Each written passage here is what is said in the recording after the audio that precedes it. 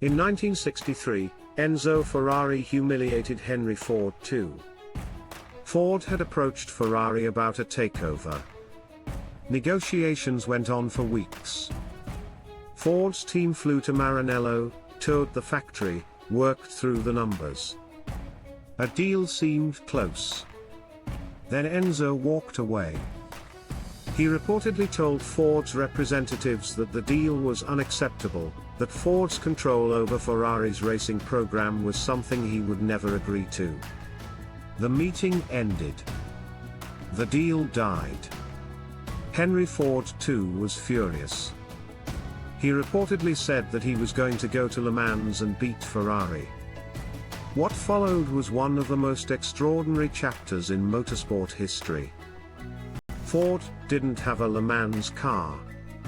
Ferrari had been dominating the race for years, 6 consecutive overall victories between 1960 and 1965. The red cars from Maranello were the benchmark, the standard, the thing everyone else was trying to beat. Ford had money. A great deal of money. And a point to prove.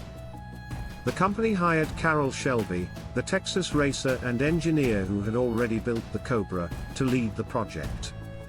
Shelby brought in Ken Miles, a British-born engineer and driver whose understanding of what made a racing car fast was almost unmatched. The car they developed was the Ford GT40. Named for its height, 40 inches from the ground to the top of the roof.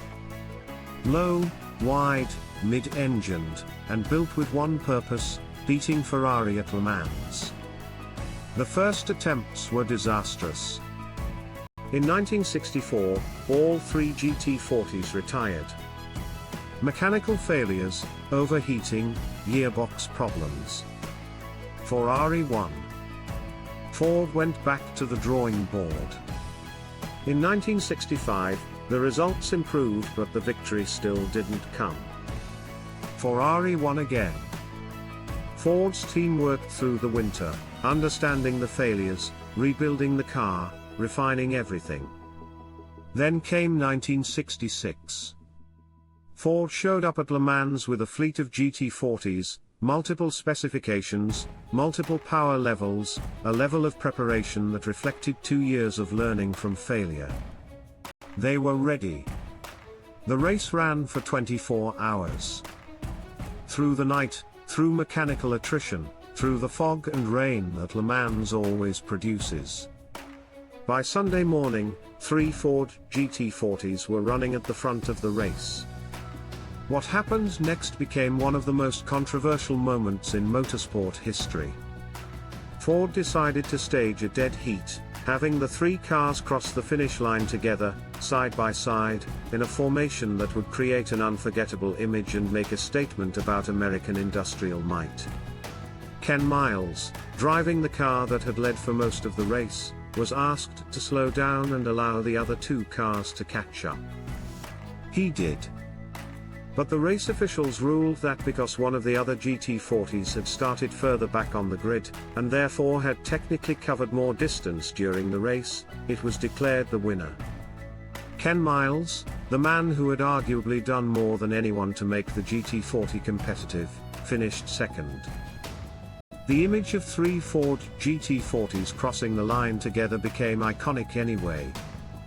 But Miles never got to celebrate a Le Mans victory. He was killed in a testing accident just 2 months later. Ford won Le Mans again in 1967, 1968, and 1969. The GT40 became one of the most successful racing cars in the history of the event. And Enzo Ferrari, watching from Italy, understood something that perhaps he hadn't expected. Ford had meant it. The story of Ford versus Ferrari at Le Mans is about more than motorsport.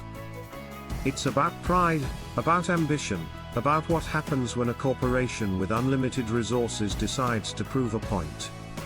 It's about Ken Miles, a driver who gave everything to a project and was denied the victory his performance deserved. And it's about the GT40 itself. A car born from a humiliation, built in anger, and refined through failure until it became unbeatable. The rivalry between Ford and Ferrari at Le Mans lasted just a few years.